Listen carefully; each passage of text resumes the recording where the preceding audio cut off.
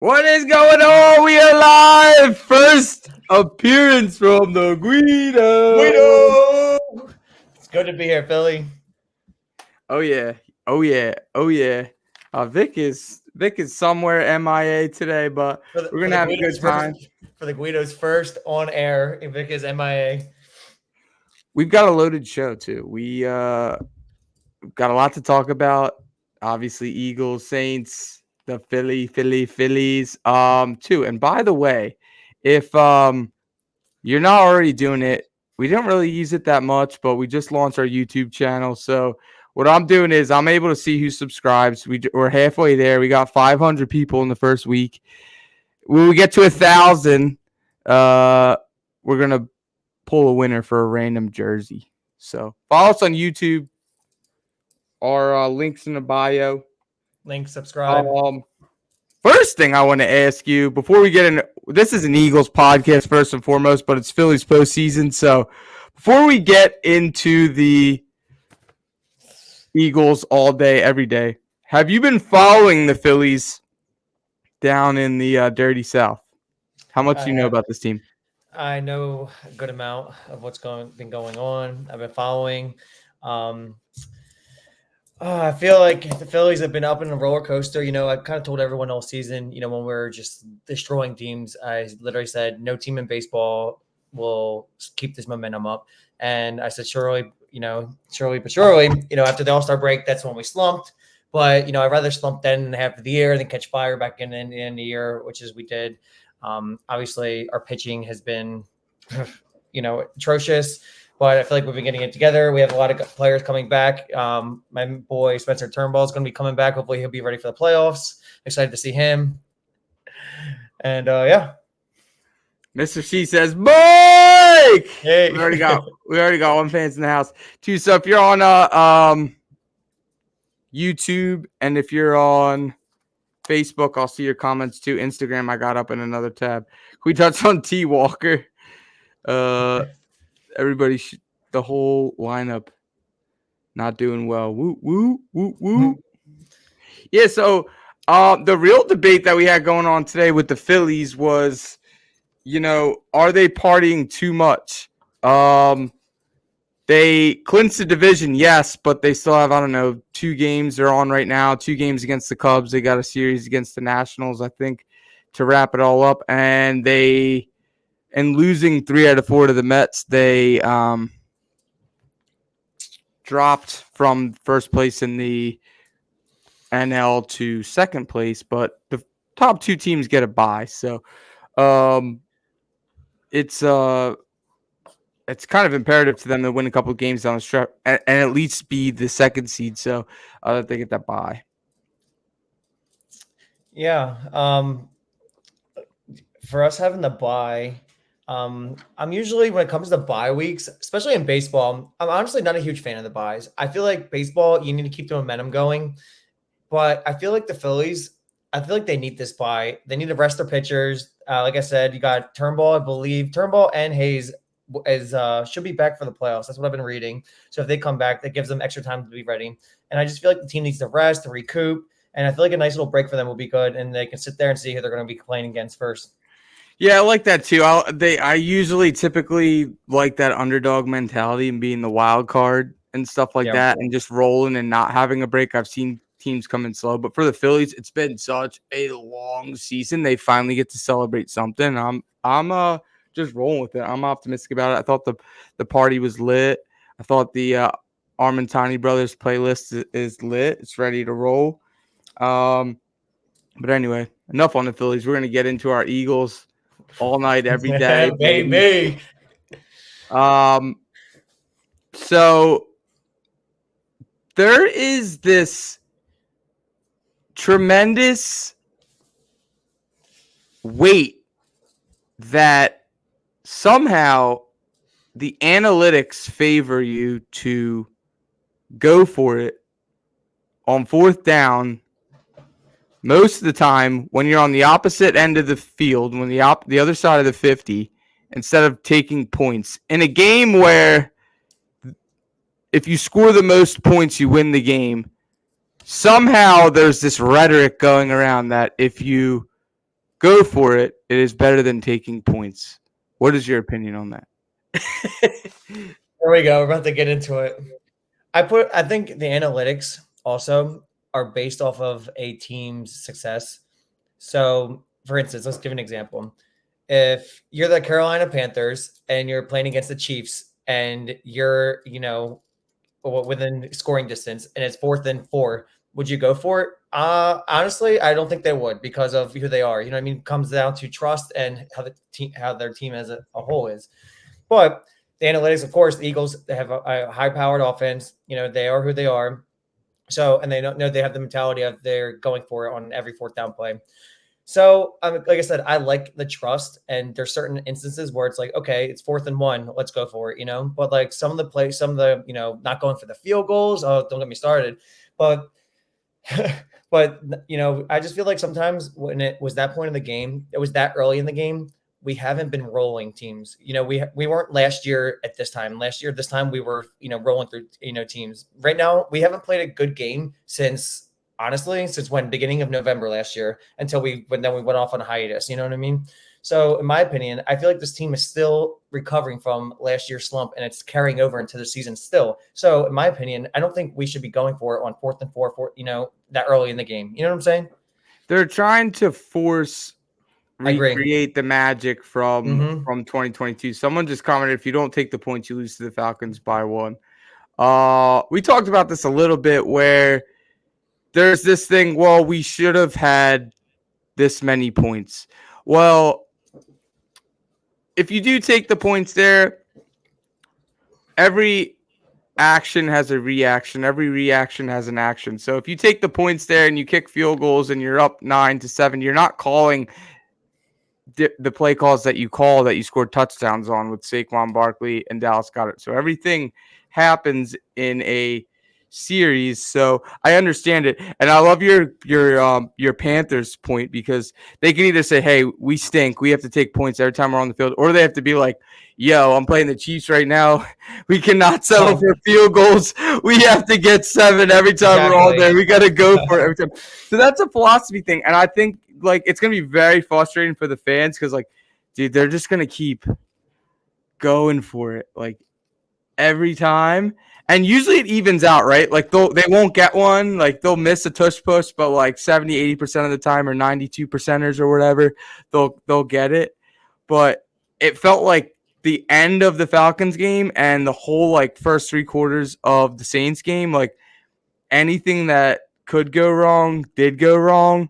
I'm glad they won because we'll talk about this in a little bit, but there's a lot going on in the league, and like they won a game they should have lost, which is great, and then they lost a game they should have won. So like everything evens out, and there's a lot of turmoil in the league right now, but we'll get to that in a bit. So we're not real fans, and a game against the Saints where points were coming at a premium, like you've got to like take it, especially at the end there. Like even if you like right before the half when they went for it on 4th down and I think they wanted to get the first down and take one shot to the end zone. Like that's a lot of what ifs. Like you have to get the first down. Then you have to get a shot to the end zone without the clock expiring or an interception or a fumble or a tragic play happening.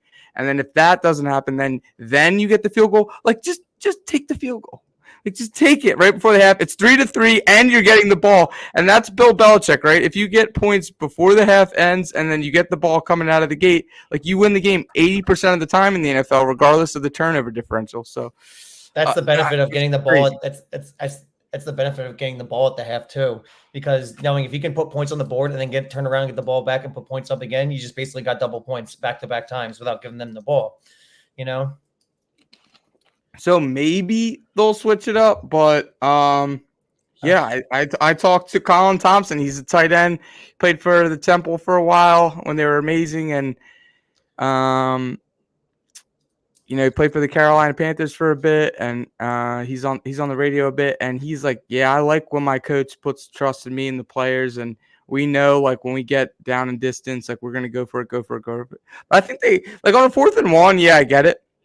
But like I think there was like a 4th-and-4 they went for, and then the first quarter I think was 4th-and-4. First quarter, yeah, take the points. Like that's too long. So yeah. Some I of it just you saw. have to have a football like common sense. That's what I'm saying. A lot of this does come in common sense. And another thing, why your defense adjusted tremendously. Shout out to the Eagles D and for Vic, changing the defense up and just taking those 3 points also gives a boost to the defense. The defense has been laying it out on the field against the number one best team in football, offense scoring, and your defense shut them out or 3 points into the half, put 3 on the board. It gives your defense and your whole team confidence going into the hey, it's a tie game right now. Going into that locker room that it's still 0-3 when we could be actually leading or at least tied game is such a buzzkill for your team. You know what I mean? You come out of that locker room like, hey, it's tie game time for us to take over, not hey, come in like we're coming out of the halftime and like, hey, we have to score points now. We're down, Yeah. Mikey says Guido. Yeah, Yeah. you gotta. Yeah, you gotta do Where's it. all my Guido fans out there? Yeah, they're in here in full force. First appearance on the pod. If you've seen them sign off, the hot takes are coming at you. Yeah, you've got to get the momentum. You've got to keep it rolling. And when you go for it, you're turning it over on downs, and that brings me to my next point. Hurts, are his turnovers a problem? I mean, we've seen Pat Mahomes have a few, and they're still winning. We've also seen Hurts in 2022. I think 2% of his throws were interception. That was by far his best year. Last year was around like 3% of all his dropbacks were interception. Now he's up to over 4% of his dropbacks are ending in an interception. It is going the wrong way. Is Hurts a problem, or will it level off a bit? Oh man, listen. Whoever's been on the Philly page since we started this thing, I've been the biggest hot guy on the quarterback situation since Carson Wentz, biggest Carson Wentz hater on the planet. I was calling for his job back in almost when we went to the Super Bowl in 2017. I wanted Jalen Hurts to play, and then they finally did play him, and they took over. Jalen Hurts took us to the Super Bowl, looked great. I feel like a lot of it comes down to coaching as well. I feel like there's some sort of juju in the locker room with him and Nick. They are not on the same page. I feel like Hurts has progressed. I honestly feel like he's playing a game that he's not comfortable playing. You look at Hurts like Super Bowl year, he was taking over the game with his legs. If he had to drop back, he wasn't comfortable. He would take over the game with his legs, and then make the throws. It would make throws easier for him. But I feel like they've designed him to become a pocket passer, and he as you see, he can't read a defense properly. And when you watch him drop back, he kind of looks like he just has one read, and it's either AJ, it's his immediate read, and then that's kind of it. There's been multiple times that I'm sure everyone has seen in the past 3 weeks that when Hurts drops back, he has all the time in the world. He'll have 7-8 seconds in the pocket. And you're telling me that AJ, Devontae Smith, Dallas Goedert, Barkley, none of those guys are breaking coverage and finding him and coming back. There's many times where he's taking a sack, throwing it away. And I'm just like, bro, there has to be somebody open. You know what I mean? I feel like it almost like it goes dark on him, Yeah, I listened to Ron Jaworski a lot, and he said that this is like an actual stat. Like Hurts has the longest from snap to like release. He holds the ball the longest in the NFL, which is he's been able to do because we've had one of the best offensive lines in football. But in a Kellen Moore motion kind of offense where you're trying to disguise and you're trying to like get the snap and get the ball out, you're going to throw the bubble screen to Covey, who had an amazing game and broke his shoulder and things like that. And they want to bring in these little gadget guys and do those things like. Jalen Hurts has got to get the ball out quicker. It'll help him.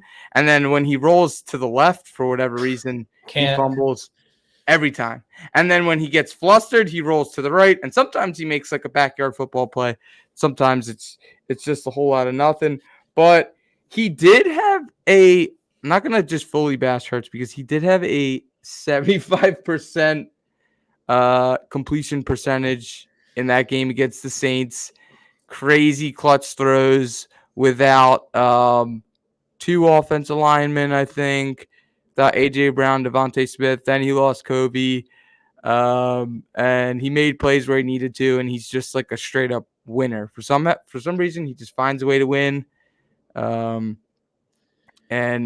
that's intangibles, right? Like he could be playing horrible, but what is he saying to people on the sideline? What is he saying to people in the huddle? Why is the defense playing their butt off? Because they believe, right?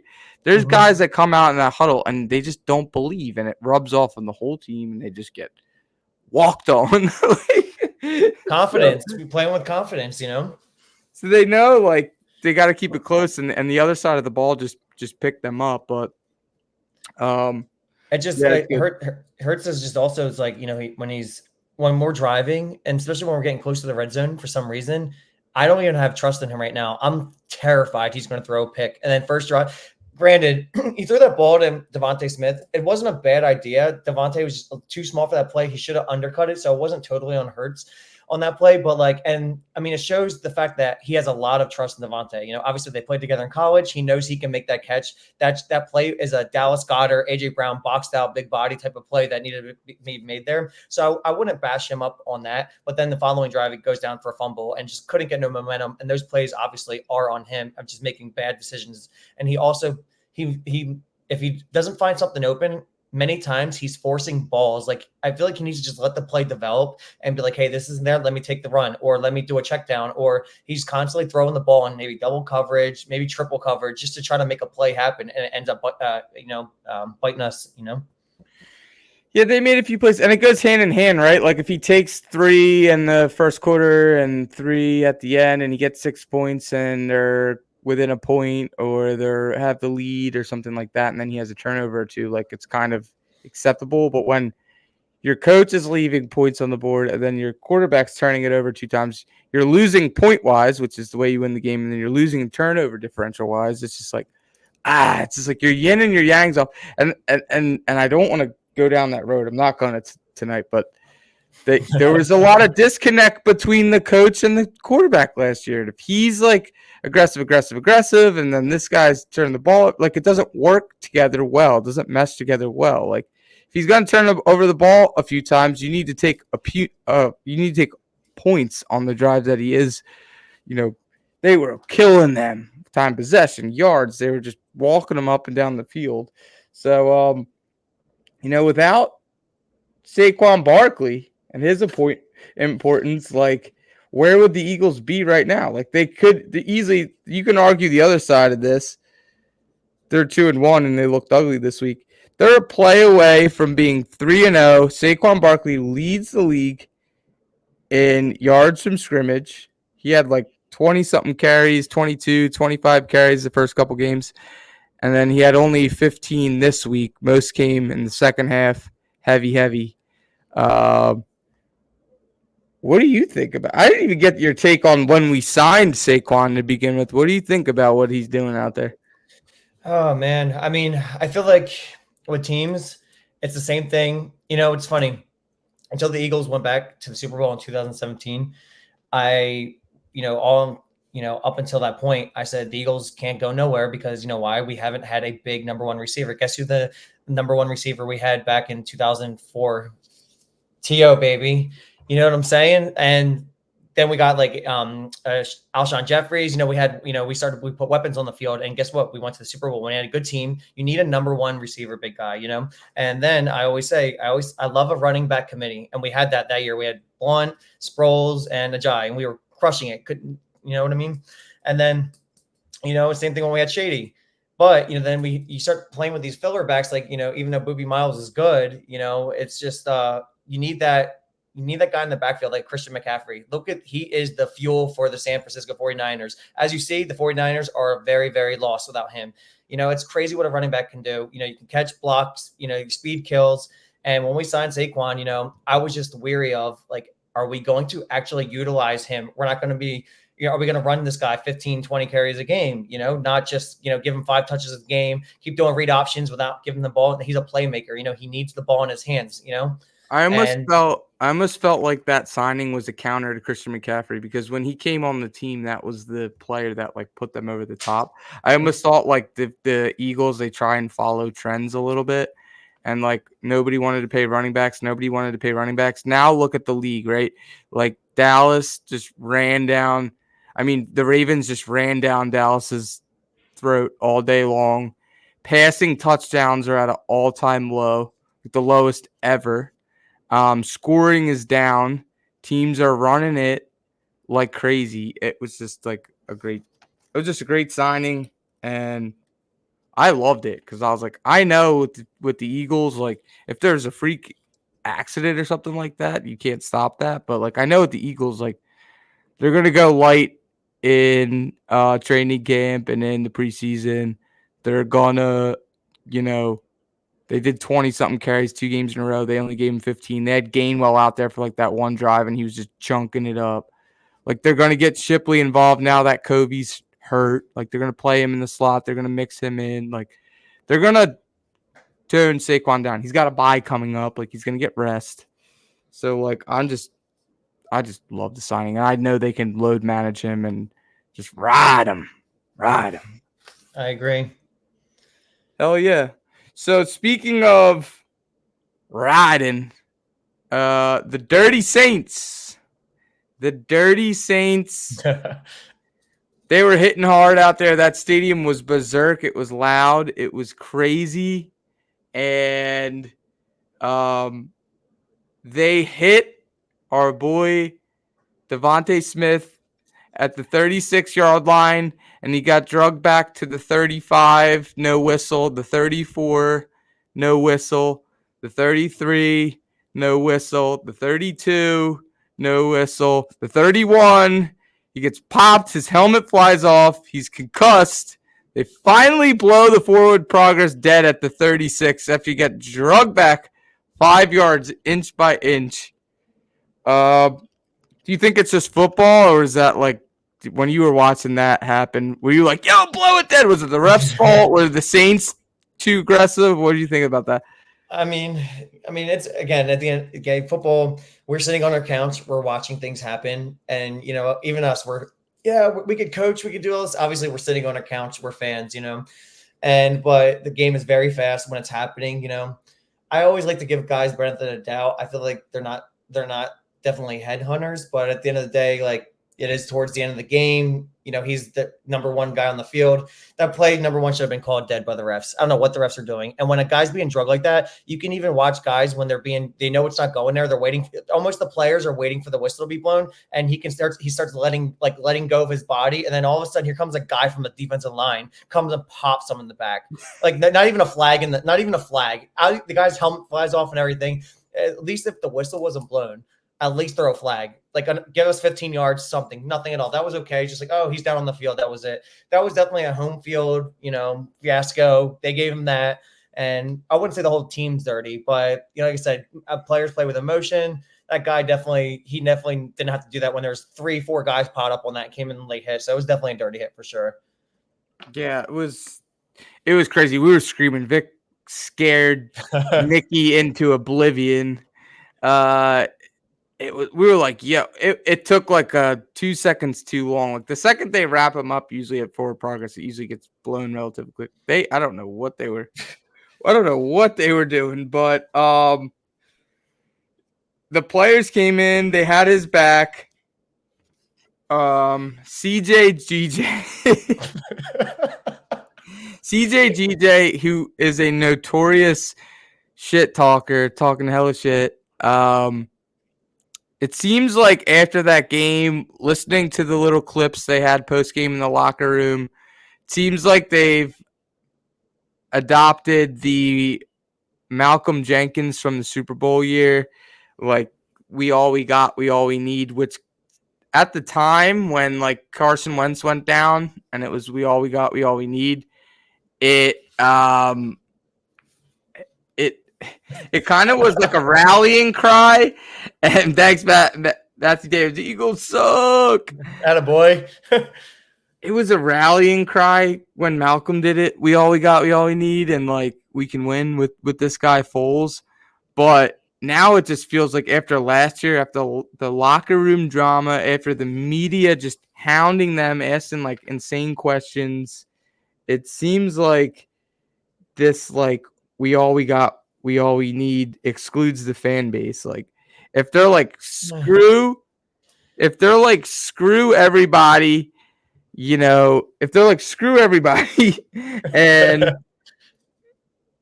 and we're just going to play. They have a lot of games left, and they lost their first home game. They've got 7 more to go. They need us. We need them. I don't want them to turn against us in any way. We got Phillies playoffs. We got a lot of things going on here. Like, can we have some peace here? You played football. Like, does this like us against the world mentality? Does it exclude the fans? I don't think so. I think that's just him being he's a hothead, and I love it because listen, the best players, not all of them, of course, but a lot of the best players play with a chip on their shoulder. And, CJ, he plays like that. And I don't think he's saying that. I feel like he means us, our team, the fan base versus everyone, especially since we haven't been playing that well. People were doubting us. I'm pretty sure we were underdogs going into the Saints game, correct? Oh, yeah. Right? Yeah, we were definitely underdogs in that game. And, I just like to say that it's like, I feel like the Eagles too, it's just who we are. Everyone, Eagles, you guys are scumbags, fans, this and that. We embrace it. And I feel like we all low-key love that dog mentality. We got that dog in us, I feel like we'd rather be down here and then playing and beating everyone else, like giving everyone the ultimate FU, And, see, we need guys like that. Listen, all for nothing, we're talking about penalties. CD's also lucky that fourth stop when he smacked Kamara. That boy definitely took his helmet off, and he played that off so good. But he took his helmet off like an idiot and was gonna go down the field screaming or whatever. He's lucky he sold that, because that would have costed us that could have costed us the game, that play too, when he made that great play. Yeah, I think it works. I'll get behind it. I think the underdog mentality helped them win a game that everybody wrote them off on. They should have lost. It evened out everything.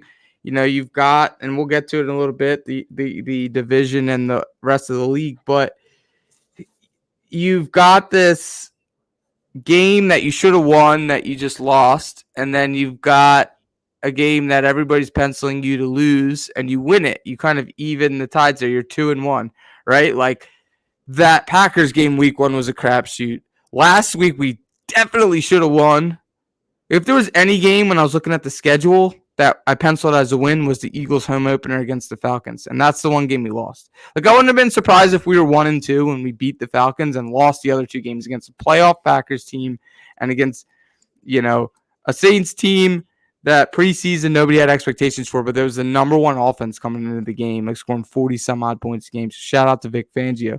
Well, having said that, like, even if you lose to the Bucs, you did your job. You're going to the bye. You're 2-2. Like, and I think we're going to beat the Bucs. Like, I think the Saints were fraudulent. I think they were. You have these teams. I've seen teams like the Carolina Panthers go 3-0 and then not win a game for the rest of the year. And you have these teams, and then you have teams like the Bengals who've started 0-3 and went to the Super Bowl, and they're 0-3 again. They're 0-3 again. And Doug Peterson's 0-3, and he might get fired. He's on the hot seat. And you have Jaden Daniels looking like a stud, which, by the way, I bet the division dual forecast, which is the top, finished 1-2, no necessary order. I bet dual forecast Redskins, Eagles, in no particular order, for the Eagles to win the division and Redskins to make the playoffs and Dallas to be the odd man out. So, what's your take on Joe Burrow, Trevor Lawrence, the Commanders surprising people? Well, also the tie into what you were just saying, just remember, it's not about how you start, it's about how you finish. Look at us. We started off 10-0 last year, and then we all know how that ended. As Vic would say, putrid. Absolute putrid finish. And but yeah, getting into these other guys, man, I don't know. I'm no quarterback guru, but I feel like I have a sense of, like, I love college football. And some of these, like, I see these guys who are scouting. I'm like, what do you guys see? Like, see Trevor Lawrence, because they light up, was with Clemson, and like Caleb Williams, he's a USC quarterback. One of these guys learn that you do not draft USC quarterbacks. They're in hopes of they'll be the next Carson Palmer. And how long ago has that been, But Joe Burrow, I feel like that team will catch fire. They should have beat the Chiefs. So, was it last week they played the Chiefs? I really thought they were going to win. So they played the Chiefs really good. And then they had a game like this. I don't know. The Bengals are a team where They're starting off slow, but I think they'll get their groove together. They're also dealing with drama with Jamar Chase. They don't want to pay him. So I feel like he has I just feel like there's a lot of intangibles going on in Cincinnati. There a lot of identifying still. Um, Jaden Daniels, bro, my God, kid let it up. Props to him. I give credit where credit's due. Kid looked like a superstar out there. I won't lie. He's Like a doing one. what the young quarterbacks that have success in their first year do. He's like not turning the ball over. They have not turned the ball over yet. And, he's limited and he's going through maybe his first read, his second read, then he's taking off and running. But, play good defense. Don't turn the ball over. His ball Take the placement, points. he was very That stuff accurate. will catch up to you. Maybe. I guess the analytics say go for it. And full send and be elite. But for now, again, when teams are trying to find their way in the first couple of weeks of the season, like they're protecting the ball and they're just moving it. I also feel like when it comes to these rookie quarterbacks, the teams that expect these guys to come in from college and to be Tom Brady, those are the guys who don't do well. Jaden Daniels comes in the Commanders like, hey, we've had 30 quarterbacks in the past 5 years. Like, we hope you can do better for us. There's no expectations, do whatever. So there's no pressure on him. Then you got like Caleb Williams, who they traded away Justin Fields, which was the most stupidest thing. I'm actually a Justin Fields fan. I think that kid played with heart. He's been getting better. I think that was one of their worst mistakes they could have done. But they expect this kid Caleb Williams to come in. They got him a few good receivers, and they expect him to carry this team first year and take them to the playoffs. That's too much pressure on a rookie quarterback coming into the NFL. The NFL is such a different animal. It's so fast, and I feel like that's one of the biggest keys. Even when Jalen Hurts came in for Carson Wentz, we played the Saints. We were losing. He came in and smacked the Saints his first game. Never started, came in and beat the Saints when the Saints were a great team that year. You know what I mean? That's what I'm saying. When there's no expectations, when it's kind of like, hey, just give it your best shot. I feel like that's when these kids play the best, Yeah, it's good. There's some city toughness to it. Someone in the comments was talking about Mac Jones. It looks like the Patriots learned a lesson, and they're like not starting Drake May right away. They're putting Jacoby Brissett out there, and then they played Drake at the end of the game. They're going to ease him into that. There's something to be said about that. Either having low expectations and people flourishing, or just, hey, let's let this guy sit behind somebody, and then we'll let him in when he's ready. Besides just throwing him out there, and it's just like all the media, all the magazines, everything is just coming at you all at once. But it's just crazy to see it. And like, do you think, like, is it enough, whether it's the Eagles or other teams, do you think like 3 games, like if the Eagles are 0-3 or 3-0 or whatever, people would be either so down on them, season's over, or oh my God, we're amazing. Like, don't you think 3 games is a little bit too small of a sample size? Like, how many games does it take you to judge like whether a team's good or bad? I think that especially when it comes to the Eagles, because they don't want to play their starters, I feel like a lot of teams, it takes them a solid 4 to 5 weeks to get the preseason rust off them. If you're not banging at all, if you're not playing in the preseason, hitting and banging, like you're playing against the number 1 guys, the starters, and none of you guys have been hitting each other for, some have been off since January, some have been off since December, So I feel like honestly in the NFL, it takes a few games, a solid 4 to 5 weeks to get the rust off. I feel like by week 6 and 7, that's when it's like, all right, like we've got good amount of games, home games, away games. We've traveled, you know what I mean? Now it's go time now. There should be no more excuses on like, oh, like there's rust. He's this and that. No, I feel like a solid 4 or 5 games is my take on, that's when, after then, that's when you can start making judgments like, all right, this team's for real. They're running through teams, Yeah. Yeah.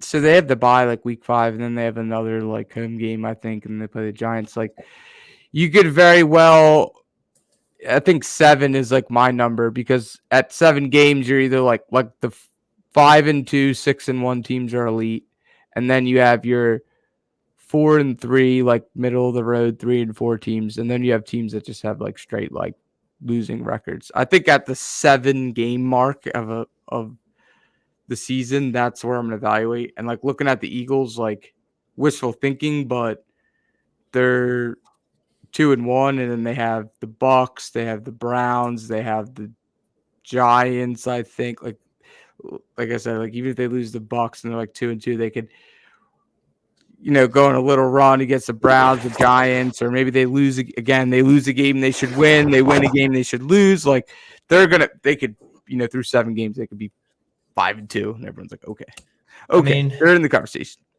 Yeah, I mean they're playing the Bucs. The Bucs are gonna be fired up. Baker plays with a hard chip on his shoulder, and Baker's been playing good. Last year they got their teeth smacked in by Bo Nix and the Broncos. I'm sure they weren't expecting that at all. They're on their home turf next week against the Eagles. They smacked us in the playoffs last year as well. So this ain't gonna be no cakewalk of us walking in. Like reality's gonna set in that we are not a functional team yet, and it sucks because there are times where even through 3 games, if we want to score, we can score at will. There's a mojo, there's the chemistry. Like, I don't know what it is. There's just no rhythm, the momentum. And the minute we get momentum, we like a turnover or penalty. That's what was happening to us in the Saints game. I just feel like going into this Bucs game, it's gonna be definitely a dog brawl for sure on Sunday.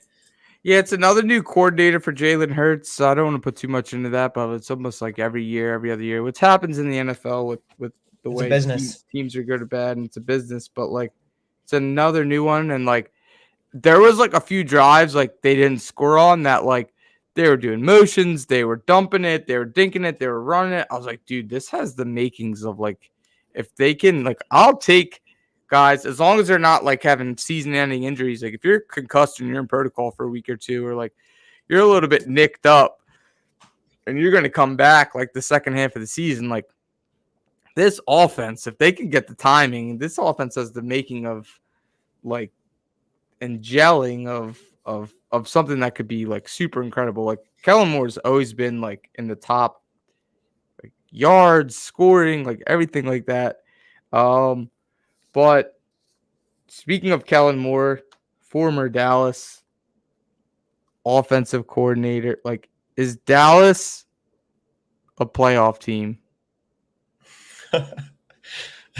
They lose again. They're 1-2. But I don't want to react. I told everybody you got to wait 7 games. Like, they're 1-2. They could easily be 5-2 after 7 games. Listen, I'm a realist, bro. Like, if you really want to look at, if you sit here and you want to look at all the teams in the NFL and you have a paper of their rosters, Dallas is one of the best rosters in the NFL. They do. Their team is stacked, like, as in like statistics wise and stuff like that. They have great players all around them. But like I said, there's a problem in Dallas, and it starts with Jerry. Of course, Jerry's got to go. And, obviously they're coaching as well. But Dallas, in my opinion, I still think they're a playoff team. If you're going to look at the teams in the NFC still, teams like the Cardinals are going to be a big team. That's a team this year that I think is going to make a lot of noise this year. Marvin Harrison Jr. over there. Murray looks healthy. Who knows what's going to go on with Green Bay, see how that, Jordan Love's coming back. But honestly, I'm putting Dallas in the mix. Even though if the Washington starts getting hot a little bit with Jaden Daniels, I still think it's going to be a brawl between us and Dallas. I feel like Dallas and us, honestly, are playing the same football. Like identity crisis. Like, what are we doing? We have this such good team and players around us, but like, we're not destroying teams, So yeah. If you're going to ask me if I'm a betting man, I'm still putting Dallas in the playoffs, whether it's division or wild card. Dallas will be in the playoffs. Even though that game got close towards the end, like, I was watching that game and it was 28-6, and I was still watching the Ravens get like 10 yards of carry. Like, it was 28-6 at the end of the third quarter. Like, you knew they were running the ball. Like, they were just getting gashed on defense. They lost Dan Quinn to the Commanders, who are playing tight, dominant football right now. Their defense has been good for the past few years. Who, Commanders or Dallas? Commanders. The Commanders, yeah. They got a solid defense. And they have Dan Quinn over there now. And Dallas defense looks sus. And really, like, outside of CeeDee Lamb, I'm like, man, like, they don't have as many weapons as we have. Like, I don't know why they didn't spend money. Like, why didn't they get Derrick Henry? Why didn't they get a complimentary? Like, Turpin's good, but he's like their kick returner. Like, I guess their tight end's kind of good. But, like, they didn't, like, Howie spends money, and even if he's at the cap, like, he'll kick the can down the lane and pay bonuses and defer the money. Like, why? Like, if they're a playoff team, like, why didn't they spend any money? Like, they're short a couple, like, skill players from doing anything. And, like, if they get a bad record, they'll just, with the pressure that they have on them and the star on their helmet, I feel like they'll just collapse. But they could just stay in the mix and be middling and be a wild card team. But, like, I don't know, man. Like they didn't do it in the offseason, and that's why I like dual forecast. I was like, yeah, the Eagles and the Commanders are gonna new ownership. They got a little bit of hype. They got a tight coach. They got a rookie quarterback. Sometimes you always have at least one rookie quarterback that like somehow like makes playoffs or whatever his first year. Excels, yeah. It might be him. So yeah, Dallas is crappy. So we're gonna wrap it up in a little bit. I'm gonna give you guys my meme of the week. I don't know if Guida's ever done meme of the week, but yeah, meme of the week. Pretty much what we do every week is we look at funny. They're basically static posts. They could be videos. Like we had our boy Bobby was one, but they're typically like memes and like static posts and things like that. So I'm gonna pull up my meme of the week presented by our friends. I just talked to him today too at Lehocky. We're trying to get our friends a internship at the law firm in Philly, probably like the best law firm on the planet. You've probably seen their billboards. So I want to tell you about my friend Tom Lehocky. He is the guy that's always on Instagram. This could be meme of the week. This could be meme of the week. Just take it all in. Tell you my friend Tom Lehocky. He's like, if you follow them on Instagram, so they're always giving away Phillies tickets, Eagles tickets. The Airmark strike. Supposedly everybody had to bring their own food tonight to the Phillies game. We didn't talk about that. So Tom's always giving away free tickets. He's the guy. He's got the good hair, the lettuce. He does the collabs with Frankie Muniz. I think this is going to be my meme of the week. This guy, this down bad Dallas fan. So if you're not following them already on Instagram, Lehocky, literally they have contests every week because they have season tickets to all the 4 major sports teams, and they're just crazy generous like that. And if you need attorney or you get injured at work, they're the ones to call, and they're not only in Philly and New Jersey and stuff, they're nationwide. So if you're Eagles fans across country, Lehocky represent you. Workman's comp, injury, dog bites, accidents, you name it. This is my meme of the week. This freaking guy right here is crazy. So lastly, but certainly not least, you're down there. So if you don't know, Guido's been on our page since inception. He signs off as the Guido on his page. Always has a nice hot take and recaps of the games every week. So welcome, Guido. Congratulate him on his first show. Yeah. We're not done yet. Oh, God. We're not done yet. Eagles, Bucs. You're my like Bucs insider down there. What do you think? Don't be a homer. What's your opinion of the Bucs? How do you think the Eagles fare down there? Listen. So as you guys know, I lived right there with Phil and Vic and everyone there, and I moved down here in Florida a couple of years ago. So I'm down here bringing the culture down here. But let me tell you, it's all green down here. Like you go around, I was constantly walking around. People are wearing Eagles hats, shirts, gear. It's definitely. I feel like the Eagles, especially in the whole United States, I feel like Eagles culture is everywhere. You know. I actually will not be able to make it to the game on Sunday, as unfortunate as it is, but I'll be. I know, boo. I was trying to get Phil and Vic to come down, but that's another topic for a different. I went last year. It's amazing. It's my favorite area. I did go to the playoff game though, and but yeah, it's great down here. Like I said, a lot of Eagles fans down here. It's not oversaturated Bucs fan. I feel like I'm in Orlando actually. There's no identity down here. I feel like there's people who are Bucs fans, Miami fans, whatever. It's kind of like a free for all. People, it's almost like a London game down here. Whoever's who's fan, But there's a few Eagles bar down here, and it's a good vibe down here for sure. Yeah. But my take for Sunday, man, it's hard, bro. I feel like I said, the Eagles they're not a team right now who are like locked and loaded, and like I said, just going off of the way, Baker plays like it did against the Lions week 1, we might be in trouble. But if our defense plays the way it did last week, like shit, like I don't see why we wouldn't win. I still take the Birds. We win by 3. That's going to be my take on Sunday. Birds win by 3. Eagles are -2.5, and the over/under is 45.5. So that means they want like a. Thinking like a 21, 24, 27, 23 type of game. I'm going to take 27-23 I like that. Eagles. They hit the over. They were way under last week. I mean, disgustingly so. That 2.5 line is a spicy one. That was the same line where the Saints were -2.5. So it's a trap. It is a trap for the Eagles. But I like the way the Eagles fans, they are snowbirds. A lot of us live down there. St. Pete Beach. Clearwater, Tampa Heights. Shout out to it. Treasure Island, wherever. They're down there. The Eagles fans are down there full force, and they always represent, even with the cannon shooting off. I really wish the Bucs would have won last week against the Broncos. They should have beat the Broncos. They should have been like undefeated, and then this would have been a letdown game for them. And they would have gave us an easy win. But they lost. The Bucs lost. So the Bucs really need this one. We really need this one going into the bye to be 3-0, not 3-1, not 2-2. It's going to be a great game, but can never pick it against the Eagles. I haven't picked against them yet, and they have a winning record. So take the Eagles 27-23. Come on now.